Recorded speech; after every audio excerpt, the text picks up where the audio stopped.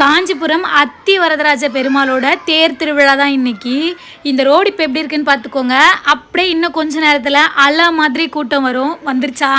அவ்வளோ கூட்டம் அலை மாதிரி எங்கேருந்து தான் திரண்டு வந்தாங்கன்னே தெரியல. அவ்வளோ மக்கள் வந்திருந்தாங்க. அண்ட் நாங்கள் பார்த்தீங்கன்னா போன வருஷம் எல்லாரும் கொடுக்குற அன்னதானம் நம்ம மட்டும் சாப்பிட்டுட்டே இருக்கிறோமே, நம்மளுக்கு இதை கொடுக்க முடியாதான்னு யோசிச்சு போன வருஷம் சின்னதாக ஸ்டார்ட் பண்ணோம். பட் இந்த வருஷம் அதை விட கொஞ்சம் அதிகமாக பண்ணுற அளவுக்கு எங்களுக்கு க்ரோத் வந்திருக்கு. அதுக்கு பெருமாளுக்கு தான் தேங்க்ஸ் சொல்லணும். அண்ட் இதை பண்ணும்போது பார்த்திங்கன்னா அவ்வளோ மனசு நிறைவாக இருக்குது. என்ன தான் ஒருத்தர் கொடுக்குறத நம்ம வாங்கி சாப்பிட்டாலுமே நம்ம அதை 4 பேருக்கு கொடுக்கும்போது அவ்வளோ ஹாப்பியாக ஃபீல் பண்ணோம். நாங்கள் எங்களுக்கு இதை ரொம்ப பிடிச்சி செய்கிறோம். வருஷம் இதை நாங்கள் செய்யணும்னு ஆசைப்படுறோம். அதுக்கான க்ரோத் பெருமாள் எங்களுக்கு கண்டிப்பாக கொடுக்கணும்னு நினைக்கிறேன்.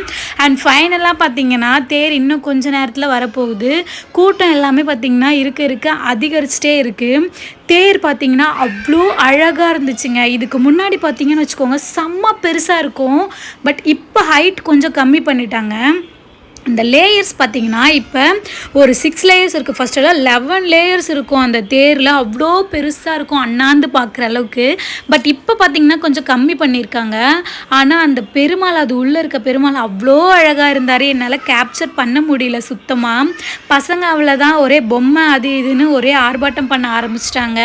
இந்த டே எங்களுக்கு அவ்வளோ ஃபுல்ஃபில்லாக போச்சு. ரொம்பவே ப்ளஸ்ஃபுல்லாக ஃபீல் பண்ணோம்.